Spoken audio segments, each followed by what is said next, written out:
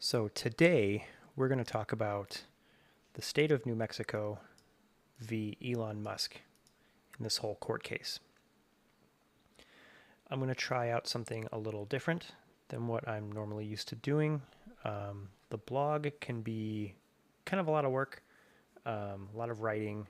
I don't want to have to rely on like ChatGPT, right? Because that's a little lame. But I'm going to try these more short form kind of videos to break down more specific like bits of like misinformation, disinformation that you see out there. So let's kind of dive in. Just as some background, a TRO is a temporary restraining order. 14 states sued for a temporary restraining order against Elon Musk and DOGE to stop them from exercising all of this authority and control over other agencies within the executive branch of the government. So that's basically what's happening here. The motion was denied, but I've run into at least a couple of conservatives who are approaching this as if it's a win for DOGE, that this means that DOGE has won on its merits and it is a constitutional agency working perfectly within its right, and Elon Musk is working perfectly within his right as a special government employee and whatever. This is not the case. Anyone who is telling you that is either lying or they listen to one or more liars. Okay, like the Tim Pools and Benny Johnsons of the world who get paid by the Kremlin literally to lie. They don't show you any of this source material that we are going to walk through right now. So getting started on the background. Donald Trump created DOGE on his first day in office through an executive order. Elon Musk directs the work of DOGE. He's formally classified as a special government employee. Conservatives will say that this means that this plus DOGE being a temporary government agency means that there is no congressional authorization of DOGE that needs to happen. They also say this is the reason that no Senate consent for Elon Musk running DOGE needs to happen, which is true. But this is where someone and why someone who is partially informed is more dangerous than someone who isn't informed at all. Because, yes, DOGE is a temporary government agency and Elon Musk is a special government employee. This is true. What is not true is that temporary agencies do not have the scope and authority to access other agencies' information, and they cannot make changes to other executive agencies. This is so important. People can say and try to play funny word games or play weird technicalities where they're saying Elon isn't in control of anything. He's just telling Trump what to do, but that's conjecture. Effectively, Elon Musk is exercising a broad amount of authority over government agencies that a special government employee in a temporary agency cannot and should not have. Okay, so that's the background. So here they go into the appointments clause of the U.S. Constitution, everything that I just kind of mentioned here. What else am I missing? So at the court's request, the plaintiffs filed a revised proposed TRO, which asks the court to enjoin Musk and DOGE defendants from 1, accessing, copying, or transferring any data systems in the Office of Personnel Management, in the Departments of Education, Labor, Health and Human Services, Energy, Transportation, and Commerce, and 2, terminating or otherwise placing any officers or employees on leave. So they're suing to block DOGE access from executive branch departments and agencies, and also they're suing to stop him from terminating or putting any employees on leave. Let's see. Yeah, here that is right there. I read that pretty much verbatim, just copying from my notes. So Section 2, the legal standard. Okay, a temporary restraining order is an extraordinary remedy that should be granted only when the party seeking relief, by clear showing, carries the burden of persuasion. Okay, so a TRO, in order for a TRO to be, which is a temporary restraining order, in order for one to be issued, they must establish that one,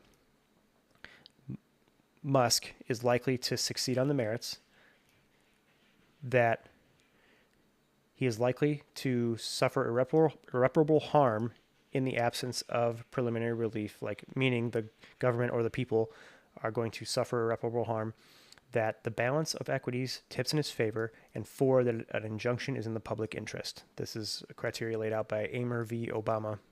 Not familiar with that case, maybe something to go down later. But that's basically the legal standing. A court also considers the, quote, underlying purpose of a TRO, which is to preserve the status quo and prevent irreparable harm until it has an opportunity to rule on its merits. So again, a TRO is not ruling DOGE on its merits. It's merely a temporary block to stop DOGE as the courts go through on the merits. Again, this is really important because conservatives, at least a couple I've run into, are running around saying that this is a win for DOGE, that it's constitutional. It's not the case. And actually, this is where it gets juicy, is under the analysis.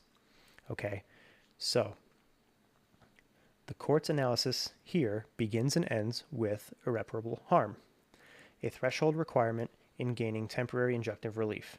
So I'm going to go ahead and I'm going to summarize this. Go ahead and I'm going to link this in the post, but essentially what this is saying is that the request the plaintiffs are making, the evidence they're giving for their request does not meet the standards. So the claim is denied. The TRO is denied. The reasons being is it's a bunch of if-then logic being presented to the court rather than actual damage that has been done.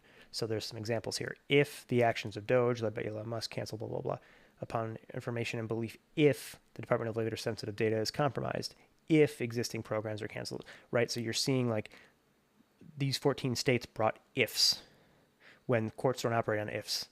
There has to be actual damages to provide an injunction, especially an injunction that is that broad to stop an entire temporary agency from operating.